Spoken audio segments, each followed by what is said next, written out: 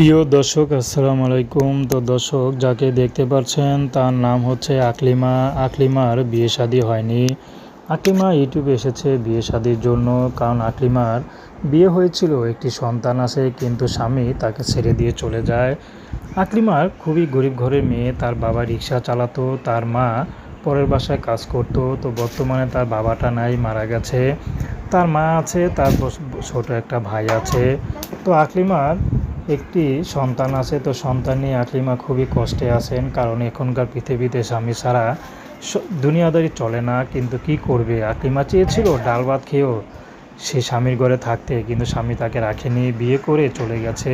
তো আকলিমা এখন চাচ্ছে নতুন করে সংসার করতে, যে তাকে ভালোবেসে আপন করতে পারবে। সেই মানুষটি যেমনই হোক না কেন, আকলিমা তাকে বিয়ে শাদী করতে রাজি আছে। তো দর্শক, এই ছিল আকলিমার জীবনের সংক্ষিপ্ত জীবন কাহিনী। তো প্রেম, ভালোবাসা, বিয়ে শাদী করা একান্ত আপনাদের ব্যক্তিগত ব্যাপার। আসুন আমরা ৫ ওয়াক্ত নামাজ পড়ি। আসসালাম।